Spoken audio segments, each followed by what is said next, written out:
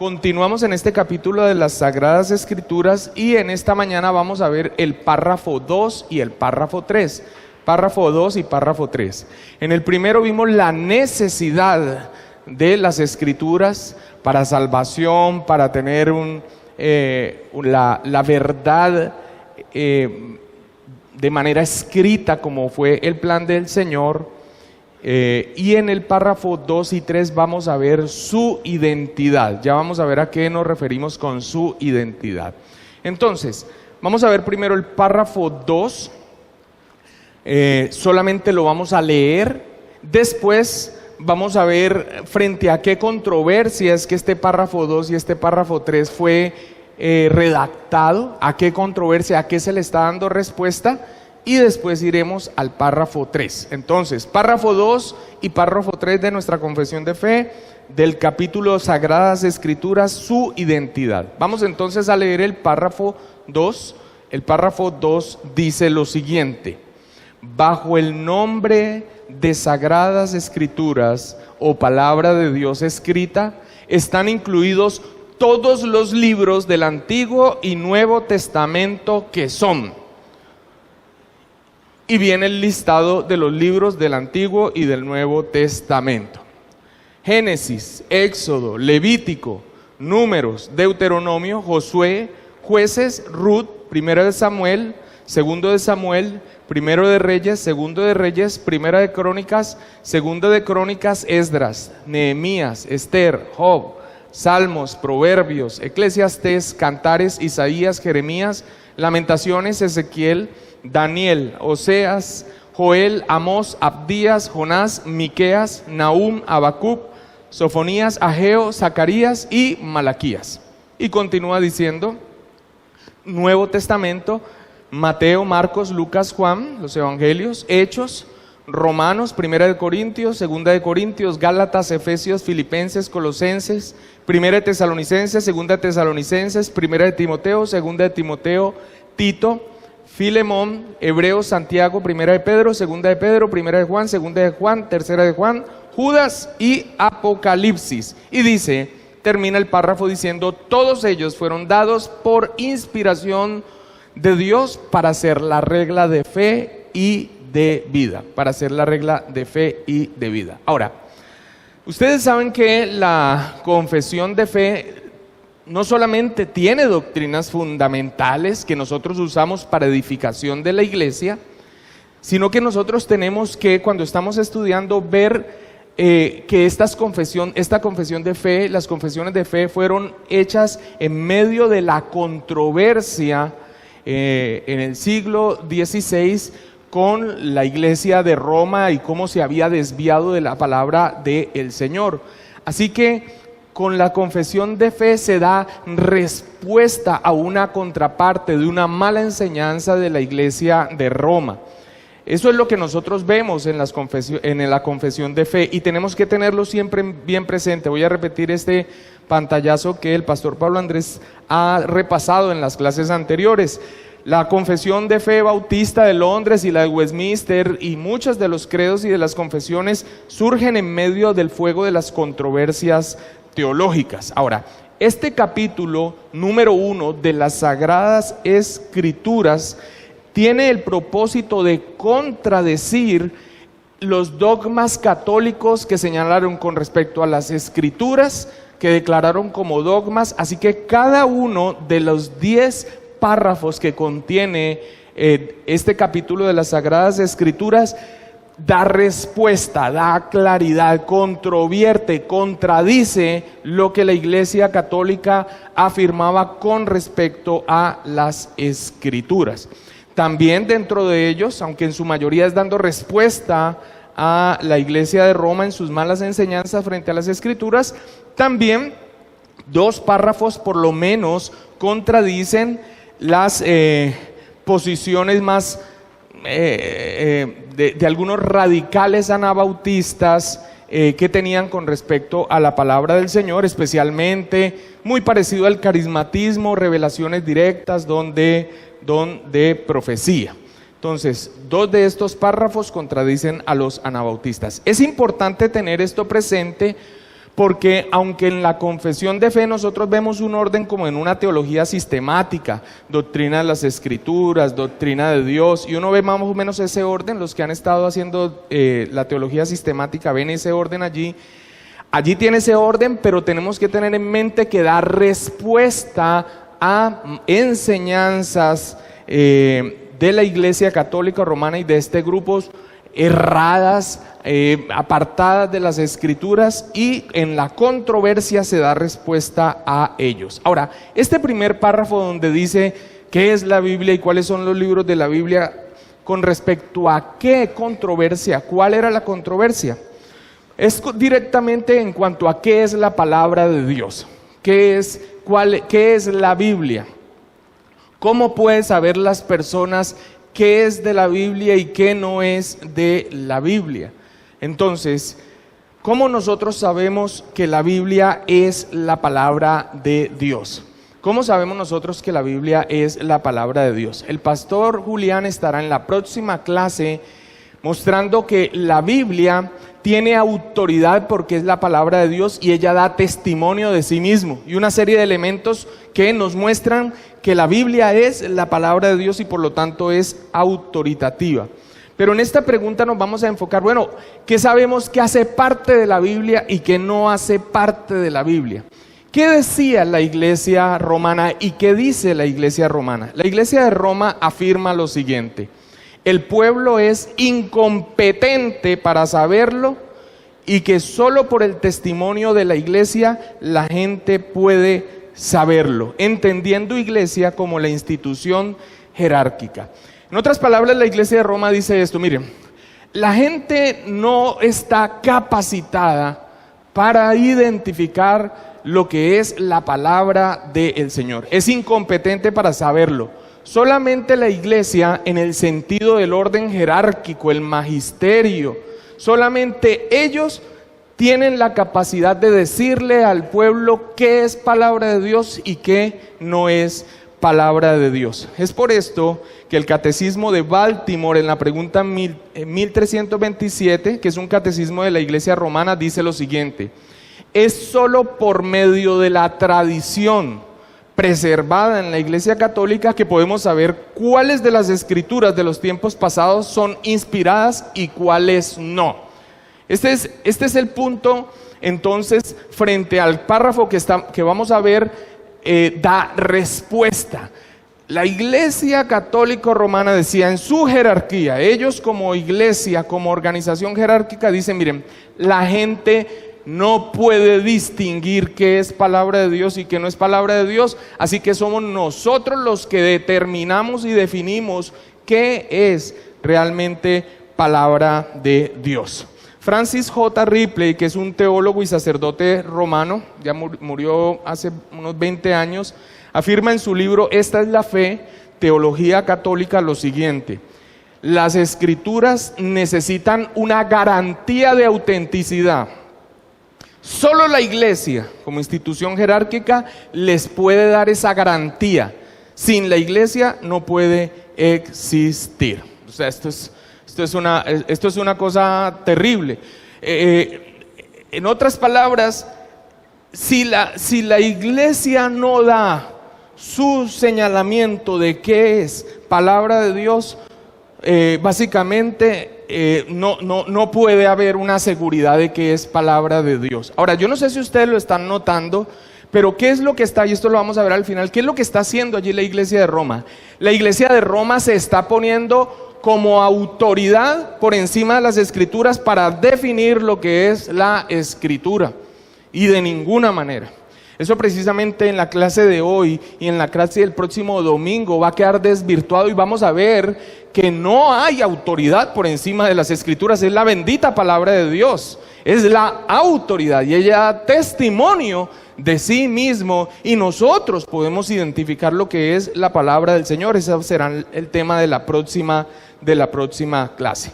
Entonces, básicamente este es el punto de la Iglesia Católica Romana con respecto a qué hace parte de la Biblia, qué no hace parte de la Biblia y de parte de ellos qué determina que es palabra de Dios o no. Según ellos es el magisterio el orden jerárquico, ellos, la Iglesia Católica Romana, los que dicen esto es palabra de Dios y esto no es palabra de Dios, el pueblo es incompetente para hacerlo, y si nosotros no damos esa garantía, no hay manera de que se sepa que es palabra de Dios.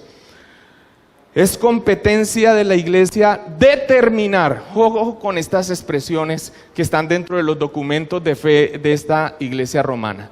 Determinar, ellos determinan cuáles son los libros inspirados y cuáles no, porque tiene la autoridad recibida de Cristo con la asistencia del Espíritu Santo. Y esto fue precisamente lo que hizo la Iglesia de Roma en el Concilio de Trento de 1546, que es el concilio que se reúne después del estallido de la Reforma Protestante como una respuesta a la Reforma Protestante, y entonces a pupitrazo y básicamente por directriz ellos determinan qué hace parte de la Biblia y qué no hace parte de la Biblia. Eso es precisamente lo que ellos hacen, determinar qué es la Biblia, qué hace parte de la Biblia y qué no. En el Concilio de Trento de 1546 la Iglesia Católica fijó el canon declarándolo dogma.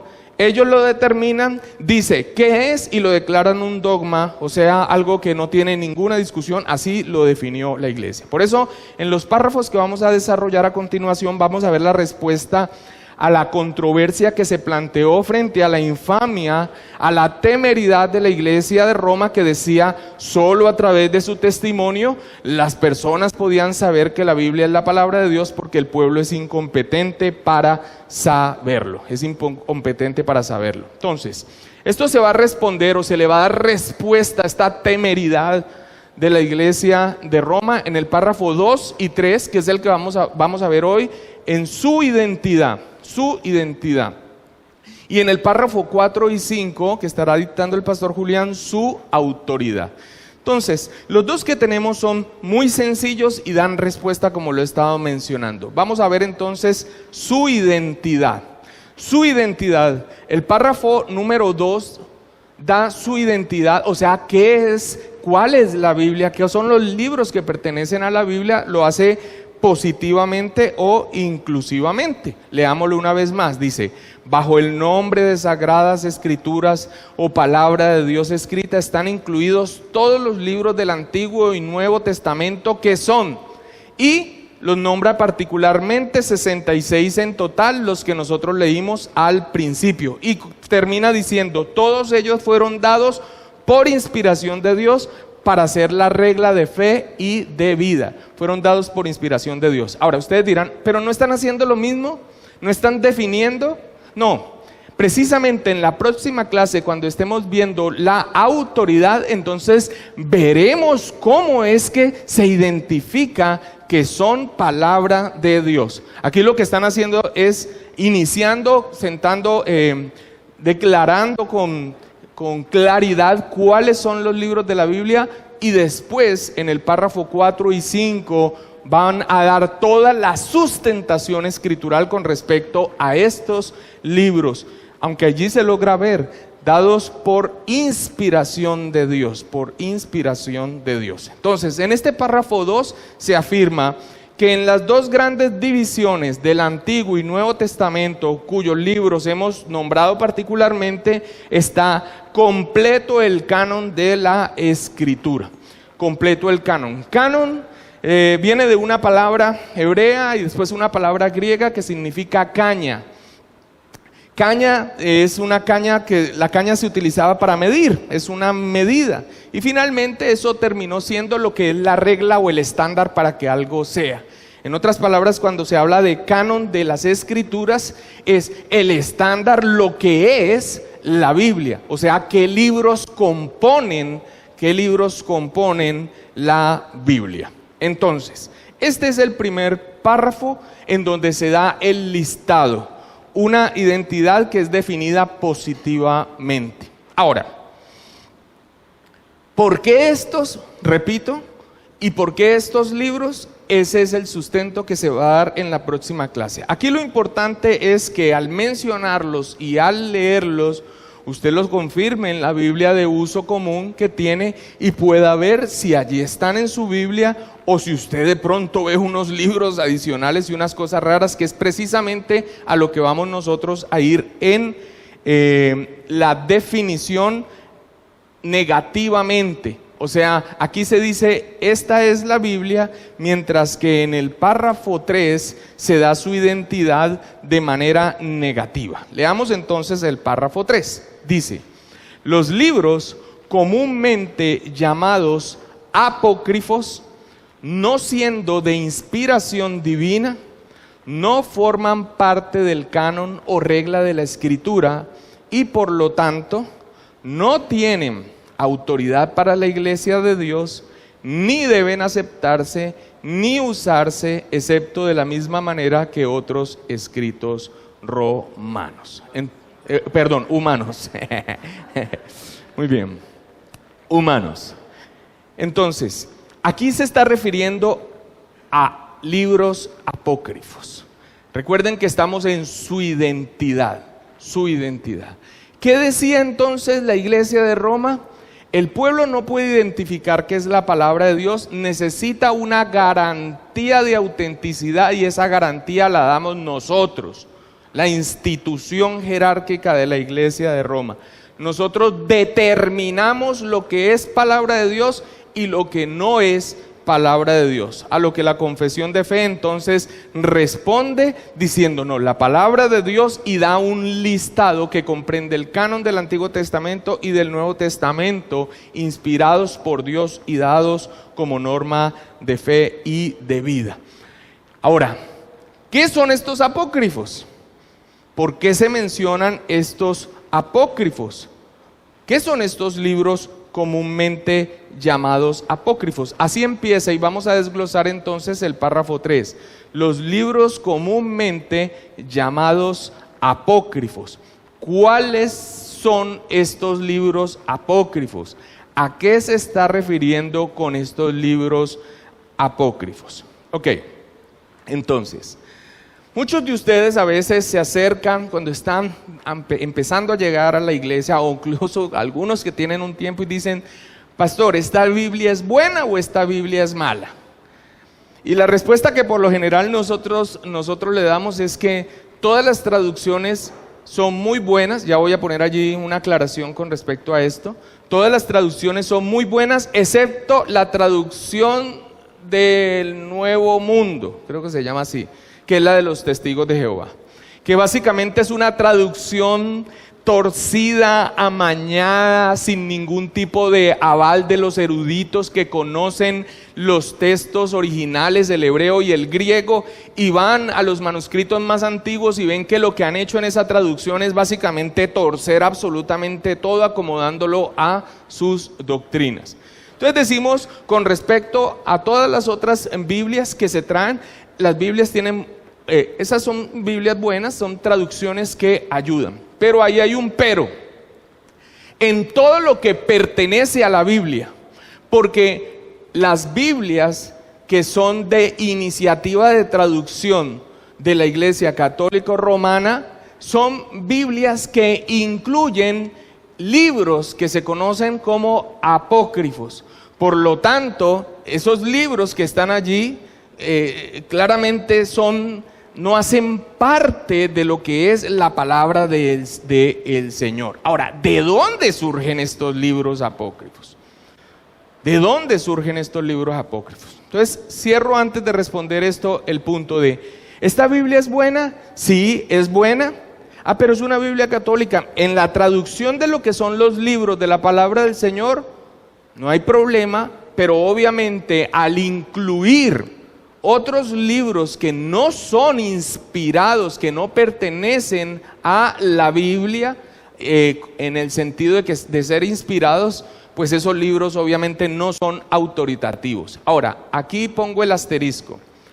Las traducciones más antiguas de la Iglesia Católica Romana son buenas, pero tienen unas traducciones que tienen que ver, por ejemplo, cuando se habla del arrepentimiento, en vez de traducir arrepentimiento, lo ponen como penitencia, en el sentido de algo que uno puede pagar por uno mismo. Entonces, traen unas expresiones que se acomodan a su falsa doctrina, y por eso las traducciones más antiguas son como para tomar en pinzas. Pero por ejemplo, nosotros frecuentemente como pastores, nosotros consultamos la Biblia latinoamericana, una excelente traducción, una muy buena traducción, incluso la Biblia de Jerusalén. Pero obviamente, aparte todo lo que no hace parte de la Biblia, y nos fijamos muy bien en algunas expresiones, sobre todo antiguas, que se acomodan a la falsa doctrina. Así que, pastor, ¿esta Biblia es buena? Sí, es buena, son buenas traducciones, no lo que no pertenece a la Biblia, y ojo con algunas expresiones que dan que se ajustan a la falsa doctrina romana. Pero en cuanto a todos esos libros adicionales que nosotros vemos que tienen esas Biblias católicas, esos libros son los libros apócrifos.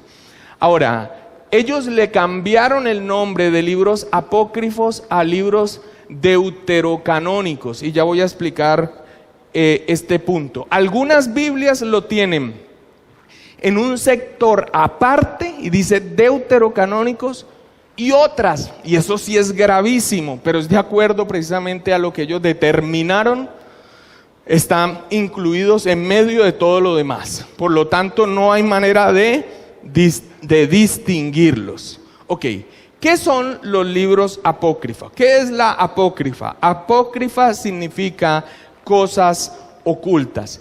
Estos fueron libros, escuchen, estos fueron libros que se escribieron entre los dos testamentos. Al finalizar la revelación de Dios en el periodo del Antiguo Testamento con Malaquías, hay un silencio de parte de Dios. Se queda una expectativa mirando hacia aquel que habría de venir, mirando también hacia la venida de aquel que anunciaría la venida del Mesías, que se menciona como el Elías que habría de venir, que el Señor Jesucristo identifica como Juan el Bautista. Entre el Antiguo y el Nuevo Testamento hay 400 años que se conocen como 400 años de silencio. El mismo pueblo judío, los mismos historiadores judíos claramente dan señal de que entendían que había cesado la revelación de Dios, por eso no había más añadiduras al canon, a lo que eran las escrituras inspiradas. En ese periodo de 400 años se siguieron escribiendo otros libros, libros de carácter histórico, libros de carácter aplicativo y religioso, pero claramente libros que el pueblo judío, que fue guardián de la palabra del Señor, no identificaba como inspirados. Esos libros tienen esta característica: todos ellos fueron escritos en griego. No fueron escritos en hebreo, la mayoría fueron escritos en griego, y son los siguientes libros: Primera y Segunda de Esdras, Tobías, Judith, adiciones al libro de Esther, Sabiduría de Salomón, Eclesiástico, Baruch, el Cántico de los Tres Jóvenes Santos, Susana, Bel y el Dragón, la Oración de Manasés y Primera y Segunda de Macabeos.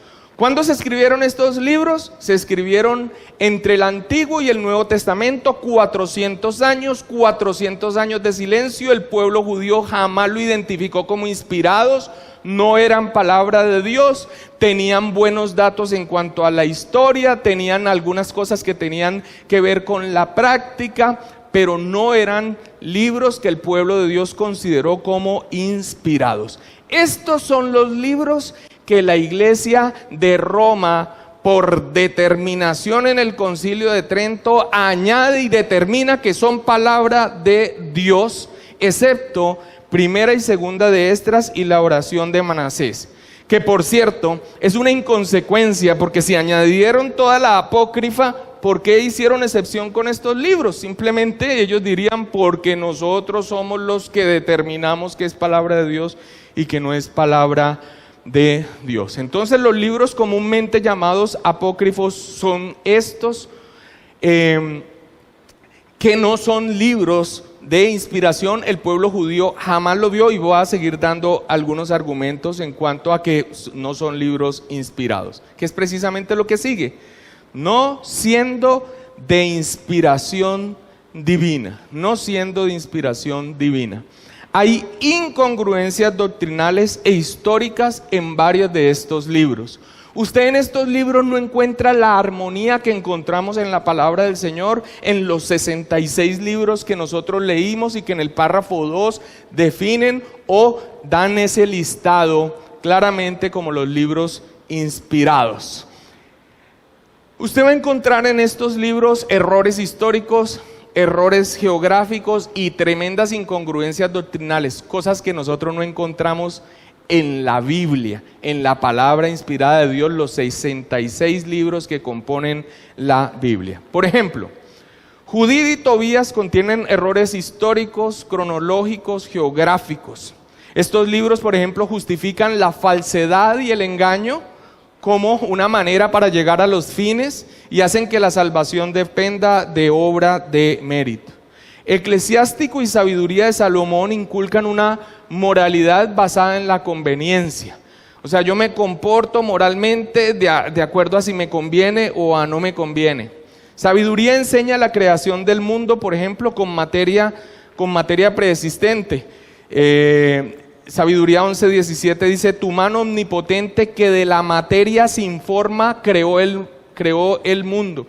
Ahora, tal vez algunos no logren percibir, pero por ejemplo este texto de que Dios creó todas las cosas de materia preexistente, esto es gravísimo, contradiciendo lo que la palabra del Señor nos enseña, que creó todas las cosas de la nada. Y esto tiene que ver con un pensamiento que se conoce como dualismo, en donde no solamente Dios ha existido eternamente, sino que hay materia preexistente también. Y en el pensamiento griego, entonces, lo que es material es malo, y eso finalmente nos va a llevar a un dualismo que es: Dios es bueno, hay cosas que han existido también eternamente al igual que Dios y que son malas, y entonces empieza el dualismo entre una cosa y otra. Todo esto nos va llevando a finalmente lo que el pueblo evangélico se ha tragado, que es la cuestión de un enfrentamiento entre Dios y el diablo como si fueran iguales. Todo esto desemboca hacia allá, pero aquí básicamente nosotros encontramos algo que es contrario a lo que nos muestran las Escrituras, y es que Dios creó todas las cosas de la nada, ex nihilo. Esto es un error gravísimo doctrinal, contrario a lo que nos muestran las Escrituras. Por ejemplo, en Tobías 6:8 nos narra que un ángel le dice: coge ese pescado, toma ese pescado, ábrele, bota las tripas, pero guarda el corazón, el hígado y algo más, no me acuerdo qué. Y más adelante le dice: si se quema el corazón o el hígado del pez delante de un hombre, de una mujer, atacados por un demonio o espíritu maligno, cesan los ataques y desaparecen para siempre. O sea, nosotros vemos este tipo de enseñanzas dentro de estos libros, como de hechicería o incongruencias doctrinales o incongruencias históricas o errores geográficos que nosotros no vemos en la palabra de Dios. La palabra del Señor es inerrante, aquí también lo estaremos viendo, procede de Dios, Dios es Dios de verdad, y por lo tanto no hay error en la palabra del Señor. Eclesiástico, por ejemplo, enseña que dar limosnas hace expiación por el pecado. Eclesiástico 3:30 dice: el agua apaga el fuego que arde, y dar limosnas consigue el perdón de los pecados. Y en Primera de Macabeos hay errores históricos y geográficos. O sea, cuando a simple lectura uno empieza a leer los apócrifos o la apócrifa, claramente uno distingue una gran diferencia entre los libros inspirados y estos libros que el pueblo judío, el pueblo de Dios nunca identificó como libros inspirados, Por eso continúa diciendo el párrafo: no forman parte del canon o regla de las Escrituras. No forman parte del canon. Entonces alguien podrá decir, entonces ¿por qué algunas Biblias lo incluyen? ¿Por qué entonces, si no forman parte del canon, por qué algunas Biblias lo incluyen? Entonces, la historia es la siguiente. Esos libros apócrifos que fueron escritos entre los dos testamentos, Antiguo y Nuevo Testamento, en los 400 años de silencio, realmente fueron escritos. Están allí, fueron escritos en griego. Y ante una iniciativa de la Biblioteca de Alejandría, se empezó a hacer la traducción de libros sagrados de los diferentes pueblos a el idioma griego para tenerlo en la Biblioteca de Alejandría. Cuando se fue a traducir el libro sagrado del pueblo judío, estaban todos estos otros libros apócrifos, libros que no son inspirados, pero como el propósito de la Biblioteca de Alejandría no era preservar la palabra, sino aumentar el volumen de libros de su muy conocida y distinguida biblioteca, dijeron, bueno, entonces se hace la traducción al griego del Antiguo Testamento, de lo que es el canon de las Escrituras, que eran para los judíos, pero estos libros también se hacen la traducción. Y de allí brota una traducción que se llama la Septuaginta. Esa traducción de la Septuaginta se llama así, Septuaginta de 70, porque se dice que 70 eruditos judíos fueron los que hicieron la traducción del Antiguo Testamento al griego, y también por pedido de la Biblioteca de Alejandría y del emperador, entonces también se hizo la traducción de esta otra literatura, y todo eso se compaginó en la Septuaginta. Entonces, había esa recopilación de unión de libros inspirados y sagrados que el pueblo de Dios siempre identificó como inspirados, pero en esta traducción al griego se incluyeron estos libros que fueron escritos y que no eran inspirados. Así que, teniendo esta Septuaginta, se llega más o menos al siglo V, en donde por orden del Papa se le encarga a Jerónimo que haga una traducción al latín, que era el idioma que comúnmente se usaba en el Imperio Romano. Así que Jerónimo hace la traducción del griego al latín, de la Septuaginta al latín, pero Jerónimo obviamente no identifica a los apócrifos como parte de la Escritura y decide no añadirlos, pero por presión del papado le toca traducirlos y los incluye a regañadientes. Incluye entonces a regañadientes estos libros dentro de la que se conoce como la Vulgata Latina. La Vulgata Latina es la traducción al latín que fue terminada en el 404. Pero el hecho de que no tuvieron un original hebreo que los respaldara, hablando de los apócrifos, el hecho de que fuera excluido del canon de las Escrituras judío, nunca el pueblo judío identificó estos libros como libros inspirados, y la falta de cita de ellos en el Nuevo Testamento, los escritores del Nuevo Testamento, ni el Señor Jesucristo, ni los apóstoles citaron nunca estos libros de la apócrifa, pues entonces, obviamente Jerónimo no los consideraba como parte del canon, pero por presión del Papa, que era un ignorante teológico, entonces él finalmente tiene que incluirlos a regañadientes, cosa que fue grave, porque entonces quedaron a la mano de las personas que después acudían a esta versión para hacer traducciones o para acudir a ellas, para hacer traducciones no, para acudir a ellas. Entonces tenían en un mismo volumen la palabra de Dios y también tenían allí incluidos libros no inspirados, Ahora, Jerónimo los pone aparte, y se le da el nombre de deuterocanónicos. Deutero es segundo y canónico viene de canon, o sea, como de un canon secundario, un canon secundario.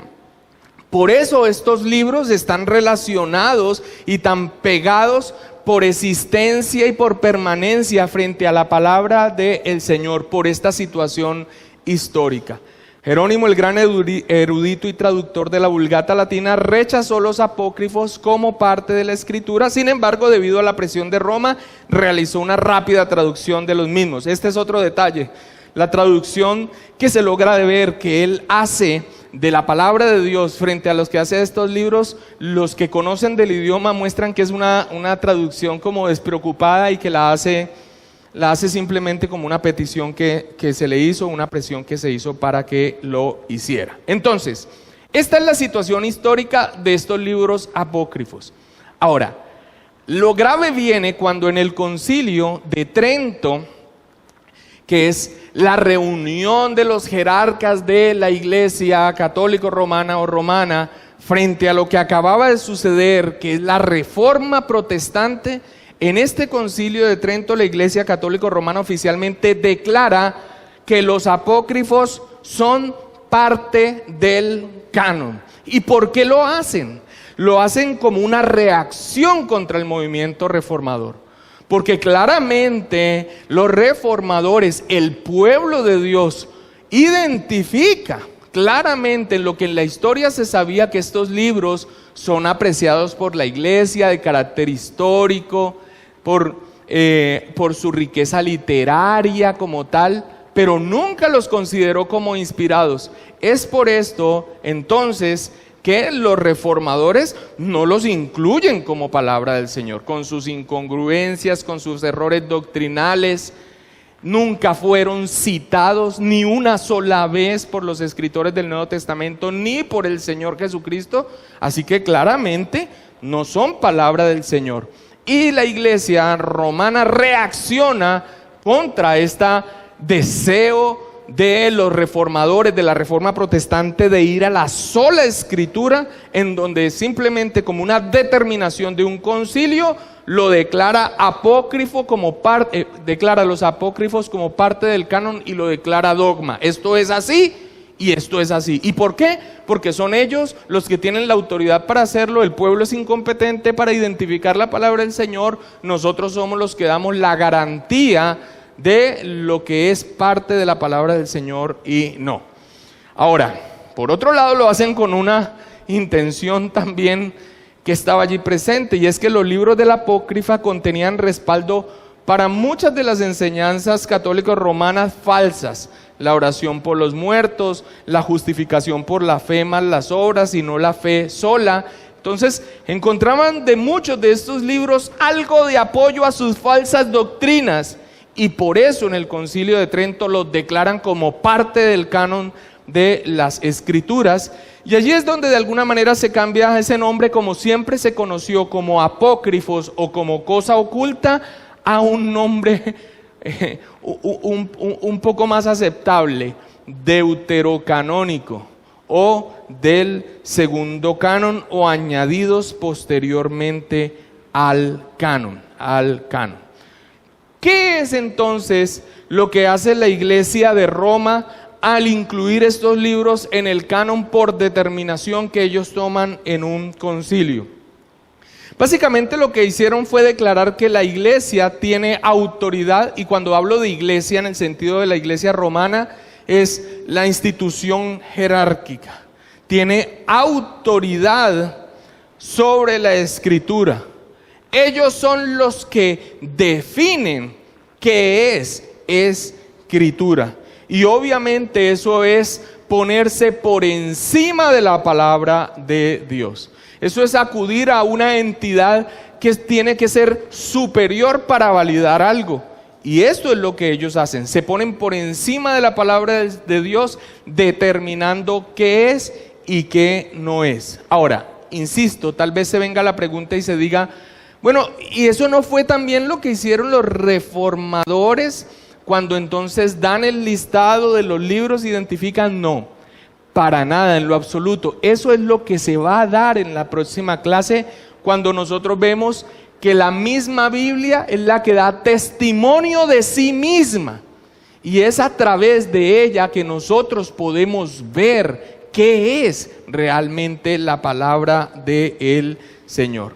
Entonces los protestantes siempre habían sostenido que la iglesia no puede hacer que algo se considere escrituras, sino que la iglesia, los creyentes, solo pueden reconocer lo que Dios ya ha hecho que se escriba como sus propias palabras. Los hombres no determinan qué es la palabra del Señor. Los creyentes identifican la inspiración divina cuando se lee la palabra del Señor y se ve su total armonía.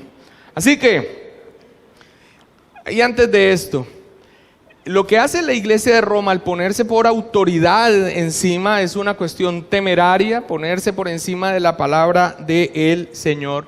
Y siempre en este punto se hace una analogía. Un investigador policial puede reconocer dinero falsificado y decir, este es un dinero falsificado. Ahora, él lo reconoce como falsificado, pero lo que no puede hacer ese investigador es hacer que el dinero falsificado sea genuino. Y esto es lo que la iglesia puede hacer, los creyentes, identificar la palabra del Señor. Pero la iglesia no tiene la potestad de determinar lo que es la palabra del Señor. Y eso fue lo que hizo la iglesia de Roma. Determinó y dijo, esto se va a incluir, esta es la orden que nosotros estamos dando con respecto a estos libros. Así que, y terminamos aquí, los escritos de los apócrifos no se deben considerar como parte de las escrituras. Ninguno de ellos afirma tener la misma clase de autoridad que tenían los escritos del Antiguo Testamento. Hay mucha más argumentación en contra de la inclusión de los apócrifos dentro del canon de las escrituras. Los listados más antiguos de la iglesia cristiana no lo incluyen. El pueblo judío nunca los incluyó, nunca los tomó como inspirados. El mismo historiador Josefo claramente mostraba que no fueron considerados como inspirados. Es más, mucho del testimonio dentro de los apócrifos muestran que ellos eran conscientes de el silencio de Dios durante ese periodo entre los dos testamentos. Ni los mismos judíos, que son, como lo vamos a ver ahorita en el versículo, son a quienes Dios les encargó la palabra del Señor, lo consideraban como palabras de Dios. Ni Jesús ni los autores del Nuevo Testamento los consideran escrituras. No hay una sola cita con respecto a los apócrifos, pero sí se cita continuamente en el Nuevo Testamento a el Antiguo Testamento, el canon que nosotros tenemos como la palabra del Señor, y además de eso contiene enseñanzas incongruentes con el resto de la Biblia.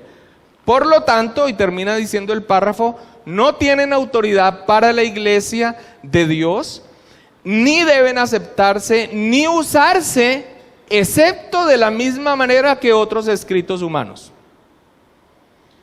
O sea, como quien lee selecciones, como quien lee el periódico o como quien lee una novela, pero no son textos autoritativos, no son textos autoritativos. Entonces, en cuanto al capítulo 2, que fue donde se define positivamente, hablando y listando los 66 libros que pertenecen al párrafo 2,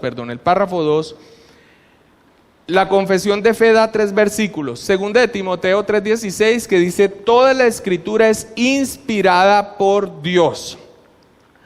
Ahora, da otros 2 versículos. Primera de Timoteo 5:17 al 18, que es el texto en donde se dan expresiones de que, tanto con segunda de Pedro 3:16, que se considera los escritos de Pablo y las cartas de Pablo se ponen al mismo nivel del resto de las escrituras, o por ejemplo como en Timoteo, donde se hace una expresión de palabra de Dios de un texto del Antiguo Testamento y de un texto del Nuevo Testamento. Los une y se les trata como palabra de Dios. No se le ponga bozal al buey que trilla, y el obrero es digno de su trabajo, y se le trata como palabra de Dios. Así que estos tres textos del segundo párrafo claramente mostrando es lo que es inspirado por Dios, Antiguo y Nuevo Testamento. Y en el tercer párrafo aparece Lucas 24:47 y Lucas 24:44, que es cuando el Señor Jesucristo, dando testimonio de sí mismo después de ser glorificado, entonces dice que enseñándoles desde Moisés y los profetas, o haciendo una referencia al Antiguo Testamento. Y posteriormente también se hace nuevamente así en el 44, donde el Señor Jesucristo, hablándole y convenciéndoles de la necesidad de su muerte y resurrección, también toma como referencia o toma las escrituras para dar testimonio de él. Esos son entonces los versículos que se citan allí, y Romanos 3:2, en donde el apóstol Pablo dice que el pueblo judío fue el encargado, a ellos se les encargó las escrituras, y el pueblo judío nunca identificó la apócrifa como inspirados.